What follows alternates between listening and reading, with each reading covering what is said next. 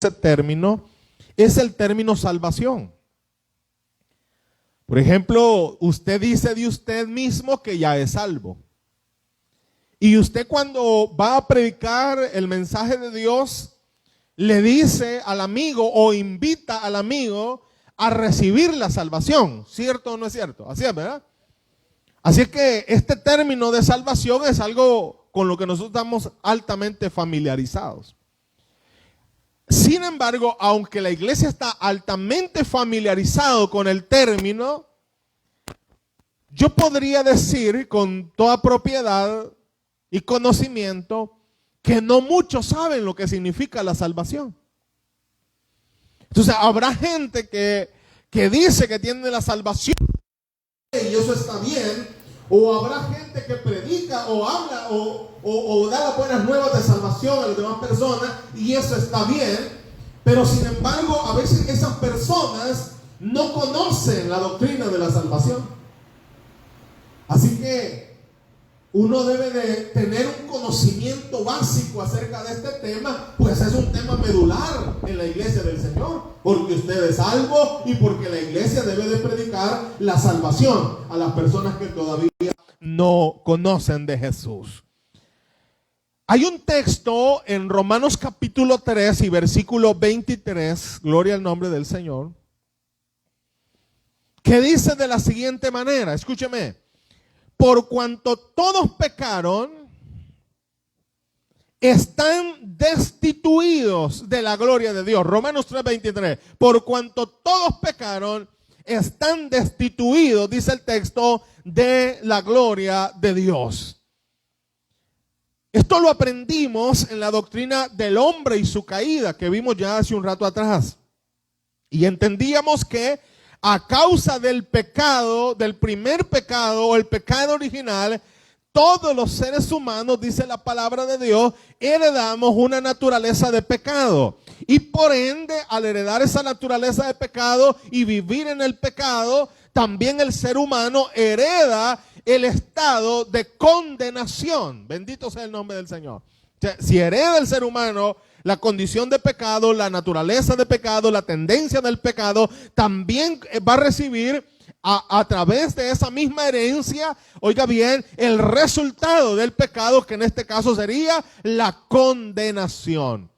¿Y qué es condenación? Bueno, condenación es estar separados de Dios por toda la eternidad en un lugar de sufrimiento y dolor. Eso es condenación. Así que todos los seres humanos hemos heredado esta naturaleza de caída, esta naturaleza de pecado, y por tanto, dice el versículo 3:23, en la cita 3:23 de Romanos, todos están destituidos, ¿cómo dice ahí? De la gloria de Dios. ¿Quiénes están destituidos de la gloria de Dios? Todos. ¿Quiénes todos? Los que pecaron. ¿Y quiénes pecaron? Todos. Entonces, todos, por cuanto todos pecaron, esa es la naturaleza del ser humano, ¿verdad? La herencia que ha recibido, por cuanto todos pecaron, están destituidos de la gloria de Dios. Esto es una separación de la presencia de nuestro Señor. En ese sentido y con eso en mente, hagámonos la pregunta, entonces, ¿qué es la salvación? Este término lo usamos, por ejemplo, cuando alguien se está ahogando allá en el río, allá en la piscina, en el mar, y viene un salvavidas o cualquier otro y va a rescatarlo. Esa es la acción de salvarlo. Entonces, alguien puede decirle, te han salvado la vida. O por ejemplo, alguien está en un peligro cualquiera, o en una enfermedad, o en una situación determinante de dolor, de sufrimiento, pero recibe medicina o recibe la oportunidad de cambiar ese estado de dolor, de sufrimiento. Entonces nosotros decimos, este ya se salvó. Ahora, por ejemplo, en medio de la pandemia, ¿cuántas personas, gracias a Dios, salen y se les da el alta de los hospitales COVID? ¿Y cómo se dice en las noticias? Se salvaron, ¿verdad? Se salvaron de la enfermedad. Ahí nosotros tenemos el uso doméstico del término salvación. Pero, ¿qué significa salvación en términos cristianos, en términos evangélicos? Bueno, la salvación en Cristo se refiere a algo mucho más allá que el simple hecho de la salvación física o del bienestar físico, pues se refiere a una salud espiritual y a un regalo de vida eterna en Cristo Jesús, nuestro Señor y nuestro Salvador. Así que cuando hablamos de salvación, estamos diciendo que vamos nosotros a tener un estado de salud espiritual y vamos a tener nosotros un regalo de vida eterna conforme la gracia del Señor, distinto a lo que nosotros hemos heredado a causa de nuestro pecado. ¿De qué somos salvados? Somos salvados de la ira de Dios. Eso dice Primera de Tesalonicenses capítulo 5 y versículo 9. Y dice el texto, estando ya justificados en su sangre, por él seremos salvos de la ira de Dios. La serie anterior a esta era la serie de eventos finales. Y ahí vimos los juicios de Dios. Vimos la gran tribulación, vimos las diferentes guerras que se van a dar en torno al cumplimiento profético, pero también vimos los juicios de Dios. Conocimos, por ejemplo, el gran trono blanco, conocimos, por ejemplo, el infierno, conocimos, por ejemplo, el lago que arde con fuego y azufre. ¿Y qué es todo eso? Sino la ira de Dios derramada sobre el ser humano que continúa viviendo abierta y descaradamente en el pecado y que no quiere recibir el regalo de salvación en Cristo Jesús. Bendito sea el nombre del Señor. Dele un fuerte aplauso al Señor. Así que, ¿de qué somos salvos? Somos salvos de la ira de Dios. Diga conmigo, ya no hay condenación. Dígalo. Ya no hay condenación. Usted ya no puede ser condenado. Usted ya no puede ir al infierno. ¿Por qué? Porque de eso es precisamente lo que usted ha recibido, la salvación de nuestro Señor y Salvador Jesucristo. Ya, dice Romano, ninguna condenación hay para los que están en Cristo Jesús. ¿Por qué? Porque ellos han recibido la gracia salvadora, la bendición salvadora, el regalo de bendición que es, oiga bien, una salvación eterna delante de la presencia del Señor. Así es que la salvación es un regalo. Amén, hermano. ¿A cuántos les gustan que les den regalo? No, vea, por eso no les dan a ustedes. No, si es que galán que le den regalo, hermano. Mayormente se dan lo que a uno le gusta, ¿no? Bueno, todo se recibe, pero si lo que le gusta a uno con más gozo, vea. La salvación es un regalo. Cuando decimos que la salvación es un regalo, significa que no ha habido mérito alguno. No sé si me explico. Esto a veces desde ciertas percepciones o de ciertos ángulos religiosos es muy difícil de concebirlo.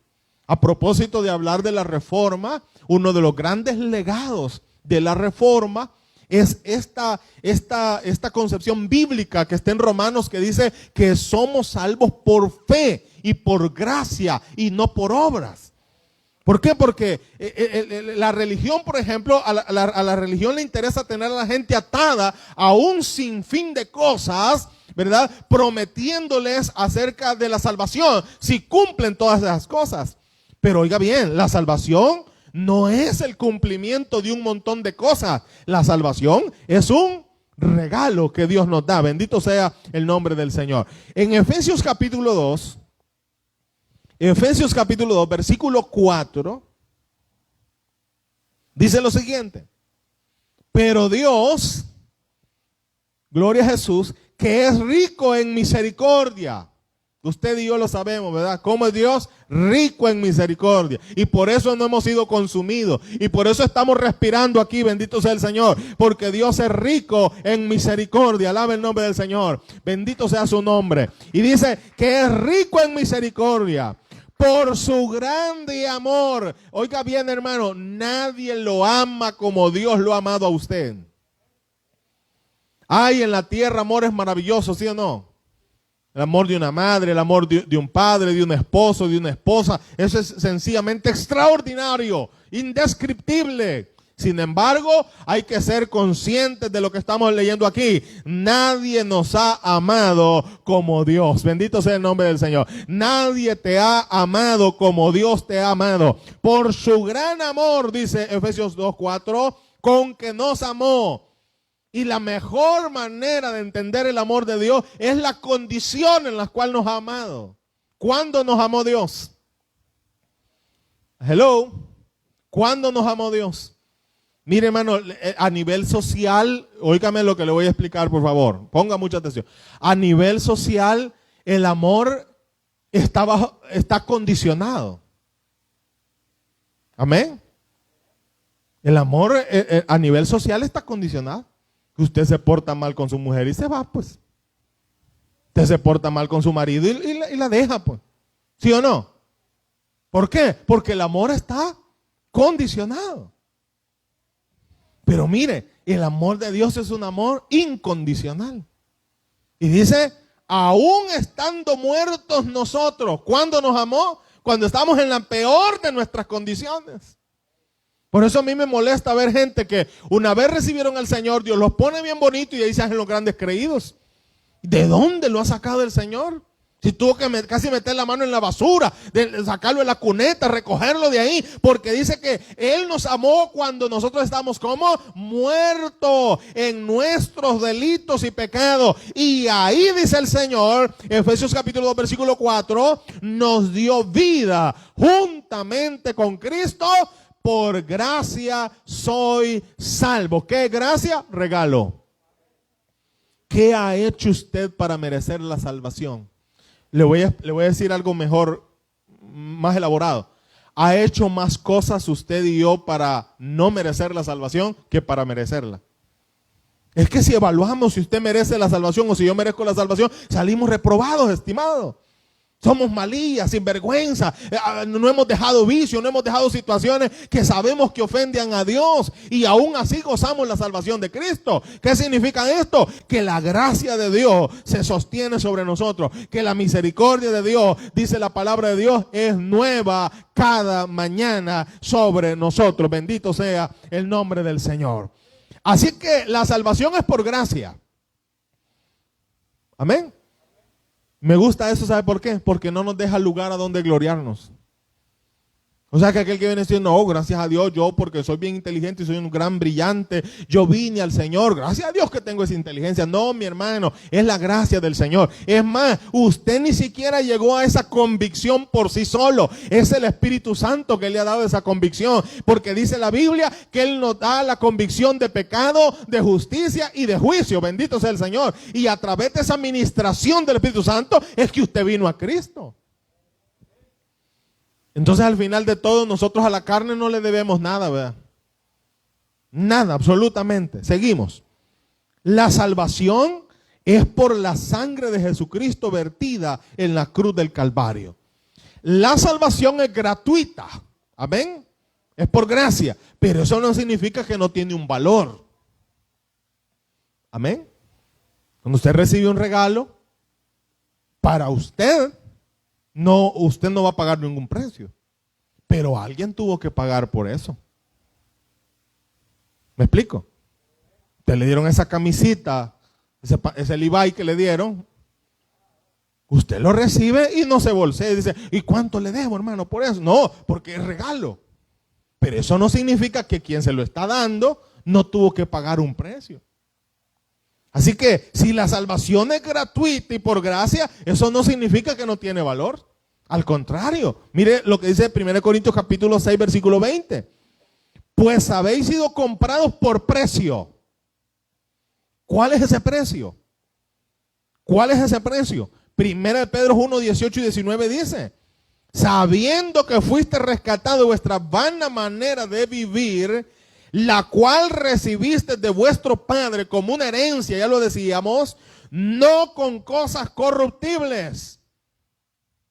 ¿Cuáles podríamos señalar? A la Biblia dice, oro. ¿Cuánto pagaría el hombre por su vida, por su alma? ¿Cuánto vale su alma? Oro, plata, dinero. Dice no, nosotros no fuimos comprados con cosas corruptibles como el oro, la plata, los dólares o algo más, sino con algo que no es corruptible, la sangre preciosa de Cristo como de un cordero, sin mancha y sin contaminación. Alabado sea el nombre del Señor. Así es que hay un altísimo precio. La salvación tiene un altísimo precio, de modo que el ser humano no puede conseguirla de otra manera, sino a través de la sangre de Jesucristo vertida en la cruz del Calvario. Bendito sea el nombre del Señor. Ahora bien, esto nos permite entender ya que la salvación no es entonces por obras. ¿Cierto? No es por obras. La mayoría de religiones imponen una serie de procedimientos para la salvación. Inclusive, voy a decirlo esto con propiedad, hay iglesias evangélicas que como que no les ha amanecido y le ponen a las personas una serie de situaciones como prerequisitos para la salvación. Y yo vengo de iglesias, por ejemplo, que si uno no es bautizado no es salvo. Que si uno no usa una manga larga no tiene salvación. ¿Qué es eso? ¿De dónde han sacado eso? Si la salvación es por gracia. No hay ningún requisito. Perdóneme. Si existe un requisito, por supuesto que lo hay, es creer. Juan capítulo 1 versículo 12, es recibirle. No está sujeto a ningún otro requisito. Pero ya voy a ver esto más adelante. Ahora bien, la salvación no es por obras. Efesios capítulo 2, versículo 8 y versículo 9 dice, porque por gracia sois salvos por medio de la fe. Subraya esto, y esto no de vosotros. Ni siquiera la fe viene de nosotros mismos. Que yo tengo una gran fe. No, hijo, eso el Espíritu Santo te lo ha dado. Esto no de vosotros. La misma fe no es algo que venga de nosotros. Él nos da la oportunidad de creer. El Espíritu Santo nos ministra de tal modo que podemos llegar a creer en Dios. Esto no de vosotros, pues es un don de Dios, no por obras, para que nadie se gloríe. Bendito sea el nombre del Señor. Como hay gente que se ensoberbece, ¿verdad? Con lo que Dios le ha dado. Que se cree que es el único santo en todo el mundo. No, señores, todos pecadores, arrepentidos, pero al final pecadores. Y todos venimos de la misma basura. Y todos venimos de la misma condición. Estábamos muertos, pero la gracia del Señor nos ha alcanzado. Y no por obras, para que nadie se gloríe, dice el texto de la palabra.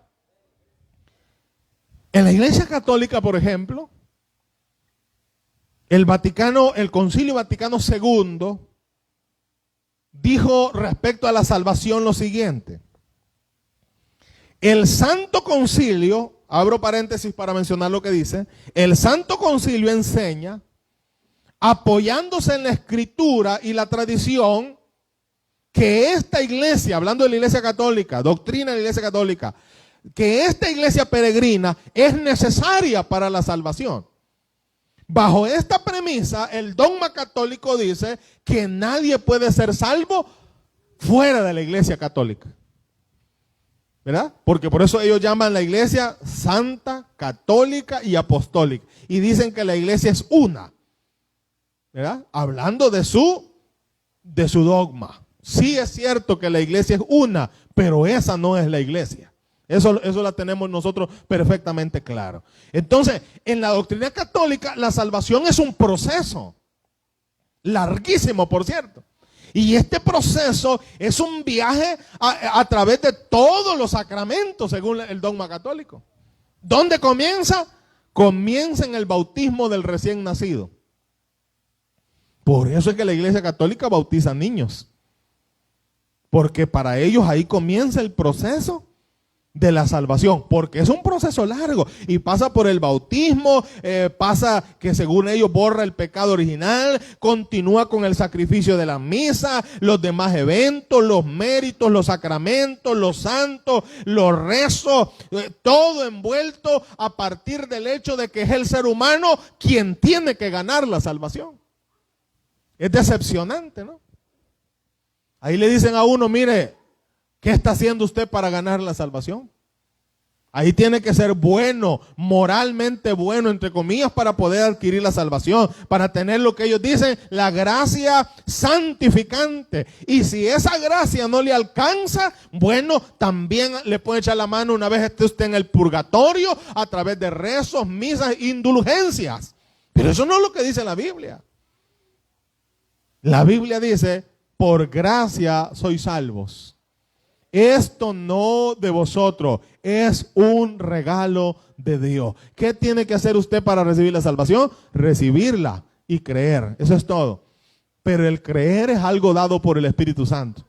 Quizás el recibir es la acción en la que el ser humano es activo, ¿verdad? Pero de lo contrario, toda es la gracia del Señor vertida sobre el ser humano para salvación a todo el mundo. Porque la Biblia dice que Dios no quiere que nadie se pierda, sino que todos procedan a un arrepentimiento. Bendito sea el Señor.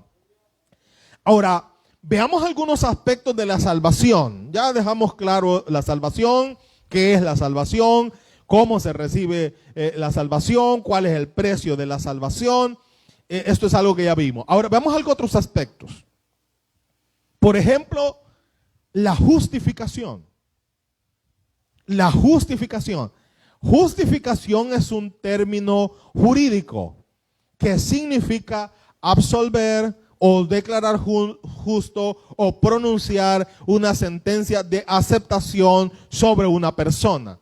Entonces, justificación es un término jurídico. Entonces, cuando hablamos en torno a la salvación, del aspecto de la justificación, lo que estamos diciendo es que, si bien es cierto, el ser humano merece la condenación, ¿no es cierto? Todos pecaron y están destituidos de la gloria de Dios. La paga del pecado es el 6:23, ¿verdad? La paga del pecado es muerte. Entonces, ¿el ser humano merece o no merece condenación? Sí merece condenación. Ahora, ¿cómo el ser humano puede presentarse justo? ¿Cómo el ser culpable? ¿Cómo el hombre culpable? Oiga bien, por favor, ¿cómo el hombre culpable? Porque es culpable, porque soy culpable, porque usted es culpable. Pero ¿cómo el hombre culpable puede presentarse justo delante de Dios? ¿Puede el hombre por sus propias obras purificarse de modo que pueda presentarse justo delante de Dios? No se puede. Porque vuestras justicias, dice el Señor, son trapo de inmundicia. Usted hace cosas buenas como que quiere apantallar a Dios.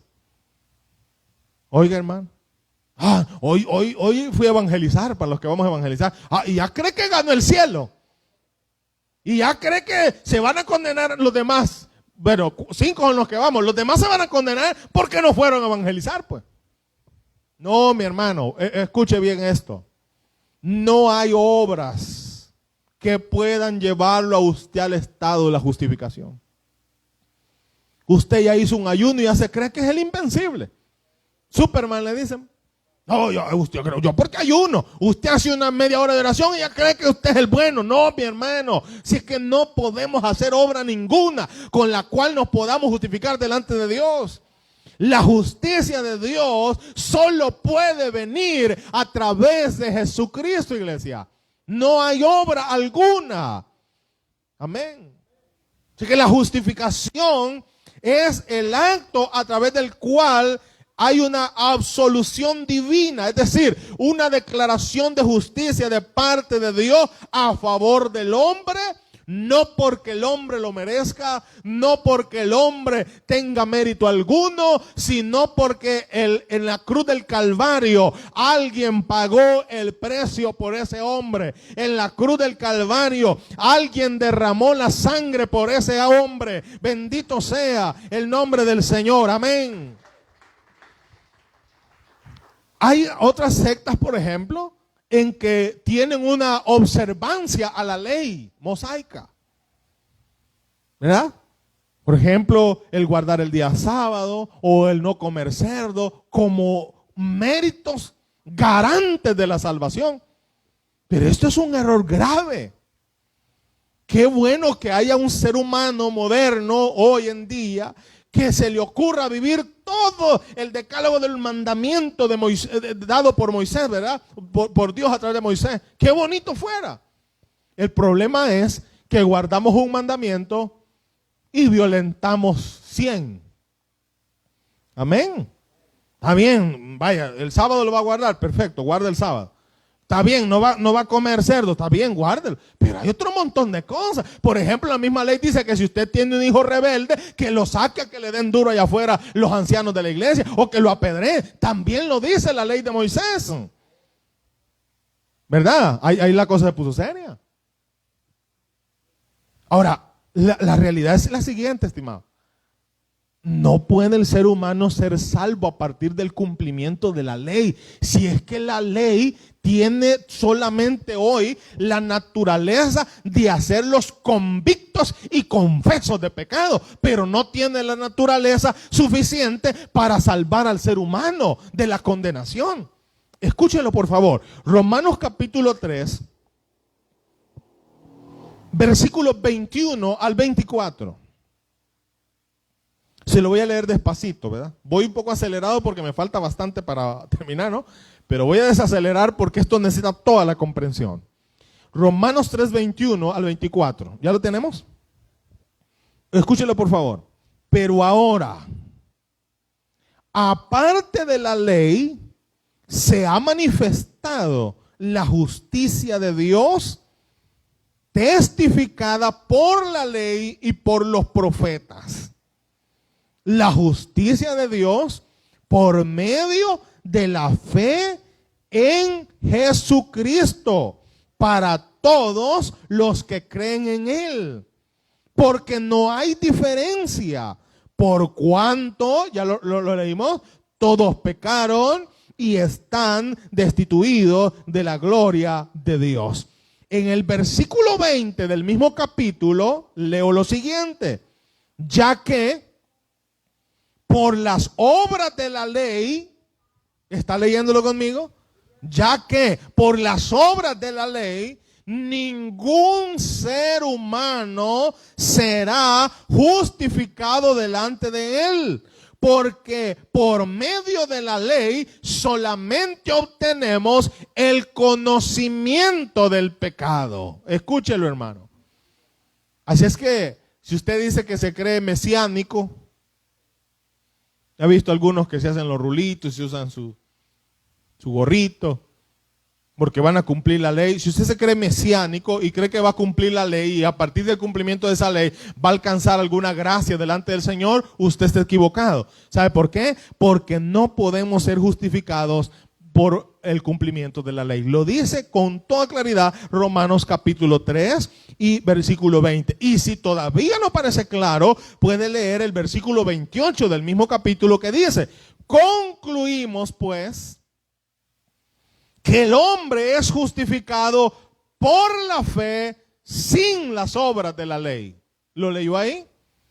Concluimos pues que el hombre es justificado por la fe en Jesucristo, como lo dice el versículo 21 y 22, dice, por la fe sin las obras de la ley. Así que para los que nos están oyendo ahí en casa, si a donde usted va le dicen que la salvación, para obtener la salvación tiene que hacer esto y esto y esto y esto y esto y esto, usted no está en una iglesia bíblica ni cristocéntrica. Porque la salvación es por gracia y la salvación es un regalo. Amén. No hay que hacer nada, solamente recibirlo. Pero ya vamos a ver alguna cosa interesante aquí. El siguiente elemento, como un aspecto de la salvación que quiero ver, es la regeneración. Aquí esto se pone interesante. Bueno, los que nos están escuchando podrían decir hasta ahorita, bueno, lo que está diciendo el pastor es que no hay que hacer nada, que hay que vivir como uno quiere. No, yo nunca dije eso. Usted se está anteponiendo. Espérese si no es terminado. Galán, según ese que está predicando ahí, va a decir alguien, uno puede andar como quiere y ser salvo. Espérese, ese es el problema, por eso no entienden la Biblia, son acelerados. Espérese. Ahora bien, ¿qué es la regeneración? ¿Qué es? Ya vimos la justificación como un aspecto de la salvación. Ya decíamos, solo podemos ser justificados por Jesucristo. Ahora veamos un poquito el tema de la regeneración. ¿Qué es esto? Bueno, en la Biblia podemos encontrarlo en el Nuevo Testamento como el nuevo nacimiento, o la nueva vida, o un nuevo corazón, o la resurrección, o el nuevo espíritu, o el hombre nuevo. Estos aspectos de la salvación son elementos inherentes. Usted no puede decir que fue salvo y no ha sido justificado. No, es que es un aspecto inherente. Usted no puede decir, pastor, yo ya soy salvo, pero no he nacido de nuevo, pero ya soy salvo. No, es que, óigame bien, la regeneración es un aspecto inherente a la salvación. Entonces, si usted ha sido salvo, debió haber nacido de nuevo. Pero si usted no ha nacido de nuevo, usted no es salvo. ¿Sí lo expliqué bien? Así es que la regeneración es el nuevo nacimiento. Y yo le explicaba esto a los hermanos un día jueves. Por nuevo nacimiento no ha de entenderse una manito de gato moral. No sé si me expliqué en lo buen salvadoreño. Dice, no, pastor, yo voy a decirle, hermana, antes yo usaba falditas hasta aquí. Mira, ahorita la falda ya la ando larga. Gloria a Dios, la felicito, qué bueno. Pero eso no me dice que usted ya nació de nuevo. Porque yo conozco gente con falda larga, pero la lengua es más larga que la falda. ¿Sí o no? No, es que hay que ser serio con esto. Ahora, qué bien, qué bueno. Pero pastor, yo antes, dice la hermana, usaba pantalones, pero ahora ya uso falda. La felicito, qué bien. Pero eso no me dice que usted ya nació de nuevo. Porque usted me está hablando de cambios morales, de cosas que uno puede hacer con o sin Cristo. No sé si me explico. Si ahora los vándalos, los delincuentes, no andan mal vestidos. Si hoy andan de manga larga, si uno los ve casi los saluda, Dios le bendiga. Cuando lo ve bien trajeado, mejor los evangélicos andan todos. Dejemos ahí la palabra, no la voy a terminar de decir. Si usted ve un delincuente, y por eso alguien me decía en Salvador, mira, ahora no se puede confiar uno, porque vos lo ves hasta con saco y con corbata, y de ahí sacan la pistola y te la ponen.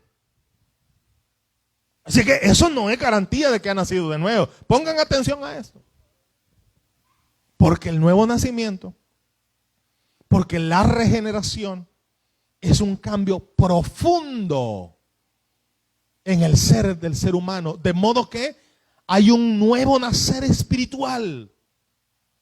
Oiga bien, no son simples cambios. Alguien aceptó al Señor y ya mañana viene bien cambiado. Mire, es más que eso. Pero hablemos del temperamento, hablemos de la conducta, hablemos de los vicios. Pero aquí pareciera en el evangelio secular, por decirlo de algún modo, pareciera que ya te pusiste un traje, ya sos evangélico y ya te dan privilegio. No, mire, por sus frutos, dijo el Señor. Amén. En una oportunidad, Dios establece esa parábola, ¿verdad? Está creciendo la cizaña y el trigo. Y los discípulos un poco así, arrebatados, religiosos, dogmáticos.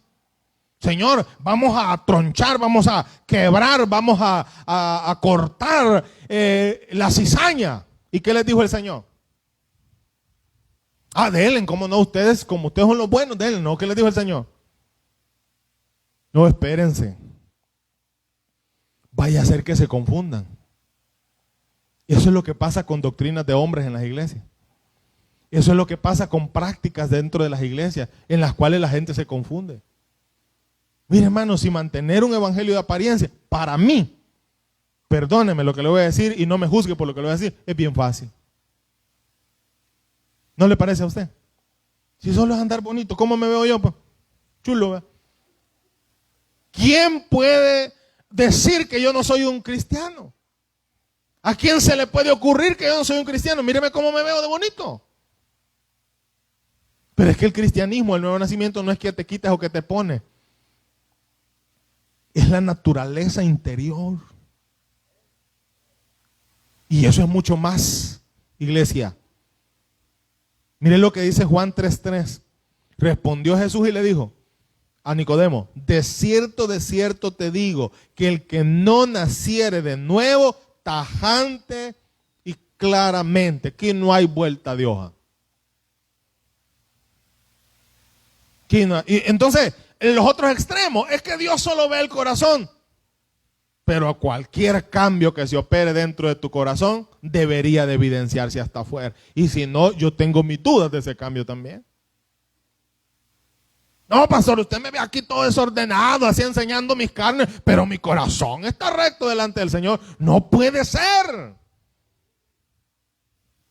Sencillamente no puede ser. Cualquier cambio operado en el interior debe de dar evidencia exterior. ¿Ven que esto es diferente? Yo no veo el cristianismo como cambios ¿cómo se llama? Externos que van a generar cambios internos.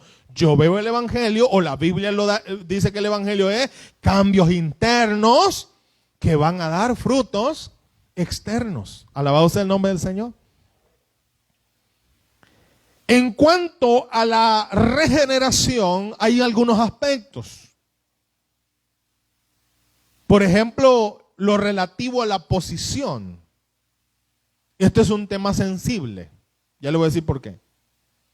Porque toda la gente no cristiana, y algunos otros cristianos también que no leen la Biblia, nada van a las iglesias, dicen que todos somos hijos de Dios. No, pastor, si como todos somos hijos de Dios. ¿Y usted de dónde saca eso? Dígame la cita. Porque Juan 1:12 dice que a los que creen en su nombre, y en el mismo contexto del capítulo 1 de Juan, del Evangelio de Juan, habla de aquellos que no han sido engendrados por voluntad de varón, sino por la voluntad de Dios, haciendo mención del nuevo nacimiento o de la regeneración. Así que, estimados hermanos, relativo a la posición en el tema de la regeneración, debemos de entender bíblicamente lo siguiente: solamente los nacidos de nuevo son hijos de Dios. ¿Y los demás son hijos de quién? ¿No le digo que es un tema sensible, pues? ¿O cómo le vamos a decir? Es un tema sensible y hay que decirlo con mucho cuidado, con mucha dirección del Espíritu Santo. Tratemos de hacer espacio suficiente para guardar siempre el distanciamiento, por favor. Gloria al Señor. Así que en la regeneración entendemos que este hecho milagroso de la regeneración nos da la posición, como dice el Evangelio de Juan capítulo 1 y versículo 12, nos da la posición de ser hechos hijos de Dios. Así que, estimado hermano, y los que nos oyen allá en su casa, no todos somos hijos de Dios. ¿Y eso quién lo dice? ¿Lo digo yo? No, lo dice la Biblia. A los que le recibieron, a los que creen en su nombre, les dio potestad de ser hechos hijos de Dios. Amén, hermano. Ahora, siempre en la regeneración, lo relativo a lo espiritual. Eso significa que la regeneración implica una unión con Dios. Uno no puede, dice el libro de Hebreos, acercarse a Dios si no ha sido regenerado, si no ha sido cambiado. Si un pecador no arrepentido y no limpio por la sangre de Cristo se acerca delante de Dios, ¿qué pasaría? ¿Qué pasaría? Se muere. inmediatamente se muere, porque la paga del pecado es. Pero Hebreos dice que nosotros tenemos libre entrada al trono de la gracia. O sea que usted, mi hermano, se puede acercar al trono de la gracia y no morir. ¿Y cómo puede ser esto posible? Es que ya la sangre de Cristo lo ha limpiado y el Espíritu Santo ha obrado en usted el milagro de la regeneración. Y a usted le permite la regeneración tener una unidad, óigame bien, una unión, espiritual con Dios. Ahora yo, el día que recibí al Señor, que a propósito estoy celebrando 22 años ya, 23 de octubre, aceptamos al Señor. Cuando yo recibí al Señor, salió Satanás de mi corazón, ¿oyó bien? Y vino el Espíritu Santo, porque Pablo dice en su teología que somos templo y morada del Espíritu Santo. Amén. Entonces, ¿qué significa la regeneración? Significa una unidad, una unión espiritual con Dios, porque Dios está en mí, porque yo soy templo del Espíritu Santo. Así que mire bien lo que hace con su cuerpo. Hay gente que me ha preguntado, pastor, ¿y los tatuajes son pecados? ¿Ya se han preguntado eso ustedes alguna vez? Buena pregunta, ¿verdad? Pastor, y fumar, como no existe un versículo en la Biblia que diga, se van a ir al infierno los que fuman. Entonces la gente pregunta, ¿y fumar será pecado? Bueno, analicémoslo desde esta óptica. Si usted es templo del Espíritu Santo, todo lo que usted haga con su cuerpo, que dañe el cuerpo, que dañe la integridad, que irrumpa la santidad del Espíritu en su vida, todo eso es pecado. Así lo vamos a decir de esta manera. Todo eso es pecado. Usted tiene que cuidar su cuerpo porque usted es templo y morada del Espíritu Santo. Bendito sea el nombre del Señor. Por último, en el tema de la regeneración, como ya lo mencionamos, hablamos de un aspecto práctico. La regeneración, decía, es un acto interno, pero que se debe de evidenciar a través de acciones externas. Entonces, repito lo que dije hace un ratito. Usted no me puede decir que ella nació de nuevo si yo lo puedo ver a usted conductual y prácticamente todavía viviendo en el pecado. Una persona nacida de nuevo, óigame por favor, ¿me están oyendo todos? Aborrece el pecado. ¿Quién dice eso? Primera de Juan, capítulo 3, versículo 9. El que ha nacido de nuevo no ama el pecado. No dice Juan, y es el mismo Juan que dice que si alguno dice que no peca, hace mentiroso a Dios. Así que no dice Juan que no peca, sino que aborrece el pecado. ¿Cuál es la diferencia? ¿Cuál es la diferencia? Bueno, veámoslo de esta manera. Un nacido de nuevo puede pecar, pero una vez ha pecado, el mal sabor que le ha dejado ese pecado, el sentido de culpa que le ha dejado ese pecado, la derrota espiritual que le ha dejado ese pecado, lo va a llevar a buscar la santidad y el perdón de Dios. Hermano, esto yo le he dicho en muchas oportunidades. Una vez aceptás a Jesús y nacés de nuevo, ya no podés pecar a gusto. Habrá alguno que me está viendo, y espero que no aquí en la sala, que después de haber aceptado a Jesús echó su buena cerveza. Espero que no aquí en la sala, ¿verdad? Amén. No pispileen, quédense así para que no elevar sospechas, ¿verdad? Ahí hay gente que están viendo uno con otro. No sean así. Eso no está bien. Ahora, le voy a preguntar una cosa. ¿Cómo le supo esa cerveza? ¿Ah? ¿Habrá alguien que está aquí o nos está viendo allá que después de haber recibido a Jesús se fue a adulterar o se fue a fornicar? Permítame hacerle esa pregunta. ¿Cómo le supo esa fornicación y cómo le supo ese adulterio? Pueden dejarme en los mensajes ahí. Un nacido de nuevo aborrece el pecado. Y después de haber pecado dice, qué basura soy. Qué basura soy. ¿Qué estoy haciendo?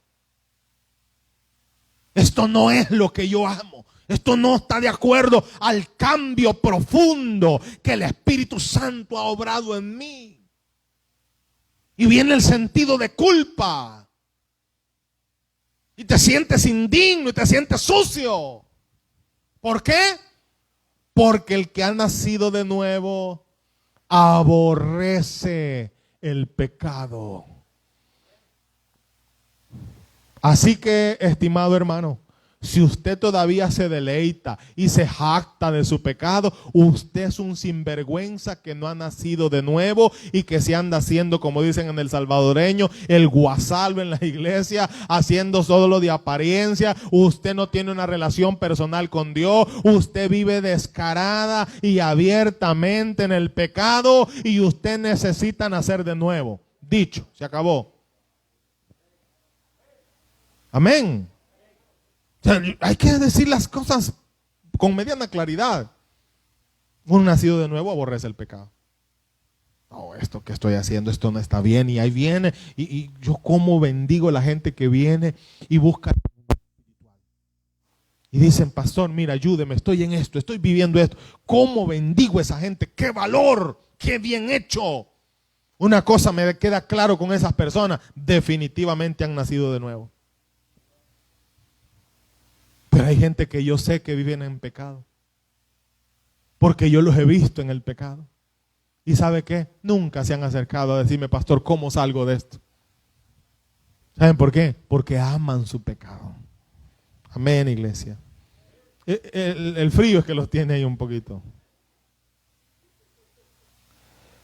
Tercer elemento de la salvación. La santificación. Ya vimos justificación, ya vimos nuevo nacimiento o regeneración y ahora vamos a ver santificación. ¿Qué es santificarse? Es el acto de separarse o de dedicarse o de purificarse para Dios.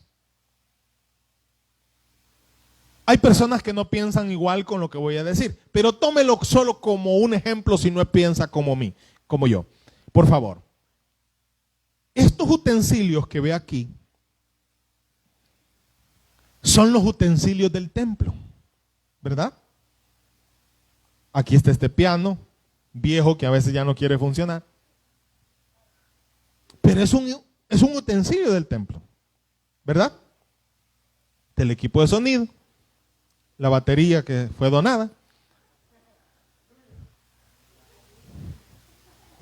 Tenemos un púlpito nuevo. Todas estas cosas que son utensilios del templo. Ahora, escuche bien esto. Podríamos decir, sin que esto pierda su naturaleza, porque son cosas, ¿verdad? Son cosas, solo son cosas, son chunches, son materia. Pero podríamos decir, para unar mejor el concepto, que estas cosas están santificadas. No sé si me están captando la idea. Podemos decir que estas cosas están santificadas. ¿Por qué? Porque están dedicadas única y exclusivamente para adorar el nombre del Señor. Pero ¿qué le parece que yo tengo mi amigo que tiene un grupo y que el año pasado me estaba diciendo que se estaba listando para el carnaval de San Miguel? Y es un amigo mío, yo lo quiero mucho, y viene y me dice, mira, mire pastor, ayúdeme, fíjese que el piano del conjunto se nos ha dañado. y veo que ustedes tienen un buen piano allá en su iglesia, hágame el enorme favor de prestarme su piano porque tenemos la tocada en el carnaval de San Miguel. Y estoy hablando cosas aquí de la tierra, de a pie, ¿verdad? ¿Qué pensaría usted? ¿Qué pensaría usted? Pero por favor, séame bien honesto. Ahí hagan gestos, digan lo que van a decir. ¿Qué pensaría usted si yo decidiera prestarle a mi amigo del conjunto de la orquesta este piano para que vaya a tocar al carnaval? Díganme algo, por favor. Cualquier cosita. ¿Qué pensaría usted? ¿Ah? ¿Puedo hacerlo? Bueno, aquí está la mayoría, estamos como en votación, me ayudan porque fíjense que dan feria también. Ya si sacamos aquí un acuerdo, ya voy a saber yo qué decir y responder. No se puede. Bueno, a lo mejor sí se puede, pero no se debe. ¿Ah? Y usted lo va a ver. Y si tiene una calcomanía aquí de Santuario Cristiano de Adoración y lo ve allá, no sé cómo lo va a ver usted también, ¿verdad? Pero digamos que lo ve. Pero ese zángano que anda ahí, que lo vio, mire hermano, va a ser un juicio duro. Porque yo he prestado el piano para algo que no es. Bueno, señores, aquí la predicación es linda, mire. Cambiemos la figura del piano. Hablemos de usted. ¿Por qué no me dan chance ustedes que preste el piano para que toquen mis amigos allá en el carnaval de San Miguel? Pero usted no tiene el mismo problema con su vida cuando sus propios miembros están siendo prestados para el pecado y para la iniquidad. Con el mismo enojo con el que usted me va a reclamar porque yo presté, oiga bien, con mucho más enojo Dios le va a reclamar a usted porque está, óigame bien, de algún modo está contaminando, oiga bien, su cuerpo que es templo y morada del Espíritu Santo, iglesia. Gloria al nombre de Jesús. Eso es santificación. Esto está dedicado. Aquí no se ha tocado nunca un cumbión del mundo. Aquí nunca se ha tocado una bachata del mundo. Aquí nunca se ha tocado un perreo del mundo, ¿verdad? Y en su vida, ahí sí, ¿verdad? Ahí hay bachata, perreo, el diablo y el demonio bailando en su corazón. ¿Cómo dice eso, pastor? Si lo dejas entrar, ¿qué es lo que oís? ¿Qué es lo que oís? Préstenme sus celulares. Quiero ver qué andan ahí. ¿Pueden hacer eso? Préstemelo.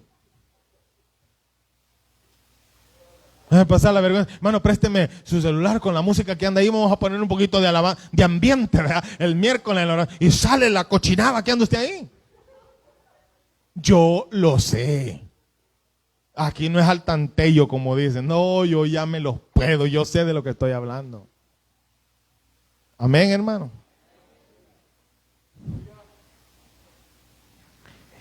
Hebreo 12:14 dice. Este texto, anótelo porque eso es vital. Hebreo 12:14 dice: seguid la paz con todos y la santidad, sin la cual nadie verá al Señor. Ya. Ahora, ¿cómo el ser humano puede ser santificado? Ya voy a terminar, espérense, guardes. Está lloviendo y no se pueden ir. ¿Cómo? Primero, la sangre de Cristo. La sangre de Cristo es el medio absoluto de la santificación del ser humano. Hemos sido rociados con esa sangre. Amén. Hebreos 10:14 dice: porque con una sola ofrenda hizo perfectos para siempre a los santificados. Yo soy limpio, soy santo. Miren las cartas, nosotros del Nuevo Testamento vemos o leemos a los santos de la iglesia de Corinto. ¿Es correcto eso? Es que los santos no son los que adoran allá o los que están en el calendario. Los santos son todos aquellos que han sido regenerados por la obra del Espíritu Santo, limpios por la sangre de Cristo. Amén, iglesia. Otro medio de santificación es la palabra de Dios. ¿Me escuchan bien hasta allá atrás? Sí, no le damos más volumen aquí. Otro medio de santificación, decíamos, es la palabra de Dios. Jesús dijo en una oportunidad a los discípulos: vosotros estáis limpios por la palabra que os he hablado. Escúcheme esto, por favor. ¿Cómo obra la santificación, la palabra de Dios en nuestra vida? Hay gente que usa la palabra de Dios como que es amuleto. Como también hay gente que usa el término la sangre de Cristo como que es amuleto.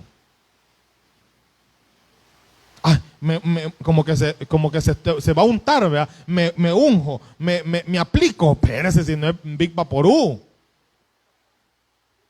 No es así. No, mire, si le están asustando, deje la Biblia abierta en el Salmo 91. ¿A cuántos no le han dicho eso a usted? Pastor, ¿es correcto eso? No. Mande a hacer el Salmo 91 en un banner y póngalo. Y va a ver que ya el susto se va a ir.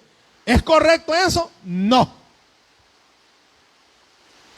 ¿Cómo es que la palabra de Dios nos limpia a nosotros, hermano? Simple. Cuando vivimos la palabra. La palabra se activa en usted cuando usted vive la palabra. Entonces, la palabra nos santifica en la medida que nosotros comenzamos a vivir esa palabra. Bendito sea el nombre del Señor. Finalmente, espero que me estén escuchando bien. Muy bien, vamos a continuar. Finalmente, la santificación se da en diferentes tiempos. Primero, la santificación que se da en el momento en que nosotros recibimos a Jesús como único y suficiente Salvador. Ahí dice la palabra de Dios que nosotros somos santificados. Y por eso podemos decir con propiedad que todos nosotros somos santos delante del Señor, porque por su sangre Jesucristo nos ha santificado. Amén, iglesia. Y en segundo lugar, la santificación es un hecho progresivo. ¿Cómo funciona esto? Bueno, es que yo todos los días estoy buscando la manera de vivir santamente delante de Dios. Me estoy explicando. Vaya, usted ya fue santificado de una sola vez por la sangre de Cristo. Pero eso no significa que usted progresiva en el día a día no tenga que esforzarse por vivir en santidad cada día, cada hora y cada segundo de su vida. Y por último, para ir cerrando, la santificación futura. Esto es la obra de perfección y de glorificación que Dios hará con los creyentes cuando estemos delante de su presencia. Oiga bien esto. Ahorita somos santos, ¿verdad que sí? ¿Cuántos santos hay aquí? Levanten la mano, levanten la mano. ¿Somos santos? Sí, claro que sí. Por la sangre de Jesucristo somos santos. Pero ahora voy a hacerle otra pregunta. ¿Cuántos perfectos hay aquí? Allá levantaron la mano. No, nadie. ¿Sabe por qué? Porque aún no hemos sido perfeccionados. Pero cuando estemos delante del Señor, ahí seremos perfectos. De una vez y para siempre. Seremos glorificados y seremos perfeccionados como parte de la obra de salvación que Dios nos ha regalado a nosotros. Bendito sea el nombre del Señor.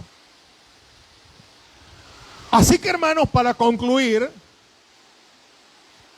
la Biblia nos revela que por naturaleza somos pecadores. Pero la gracia de Dios nos ofrece una salvación gratuita en Cristo Jesús. Y lo único que necesitamos hacer es abrir nuestro corazón y recibir por la fe el regalo de salvación. Y a partir de ahí el Espíritu Santo obra en nosotros la regeneración, la justificación y la santificación. Eso significa que hemos sido salvos conforme el testimonio del Espíritu Santo en nuestra vida. Todo aquel que ha recibido a Jesús en su corazón y ha nacido de nuevo, es nueva criatura, aborrece el pecado, esa persona tiene salvación y vida eterna completamente gratis, por gracia, no por obras, para que nadie se gloríe. Dele un fuerte aplauso al Señor y a su palabra. Bendito sea el nombre del Señor. Vamos a llegar hasta aquí. Gloria al Señor. Qué rica tormenta, ¿verdad? Tranquilo. Aquí se inunda, pero el agua llega hasta aquí. Hay que no se preocupe. Aquí no va a subir, al altar no va a subir, pero hasta ahí sí llega. Pero usted tranquilo, ¿verdad? Ya está salvo, ya no hay nada que le pueda hacer daño a usted. Vamos a terminar haciendo la declaración de fe. Esto hay que oírlo muy bien. Declaración de fe. El tema es la salvación. La voy a decir yo, leer y luego la compartimos todos. Creemos que la salvación es por la fe en Jesucristo. Que por la convicción del Espíritu Santo, el hombre se arrepiente de sus pecados y acepta por la fe el perdón de Dios, ofrecido a través del sacrificio y la resurrección de Jesucristo. El Espíritu Santo obra en el convertido el milagro del nuevo nacimiento, el cual le faculta a vivir una nueva vida santa y agradable delante de Dios. Ahora lo voy a decir para que usted pueda repetirlo. Vamos. Creemos que la salvación es por la fe en Jesucristo. Que por la convicción del Espíritu Santo, el hombre se arrepiente de sus pecados y acepta por la fe el perdón de Dios, ofrecido a través del sacrificio y la resurrección de Jesucristo. El Espíritu Santo obra en el convertido el milagro del nuevo nacimiento, el cual le faculta a vivir una nueva vida santa y agradable delante de Dios. Ahí está la declaración de fe. Póngase de pie, por favor. Gloria al nombre del Señor. Qué bonito ambiente, hermanos, para adorar el nombre del Señor. Gloria a Jesús. Póngase de pie.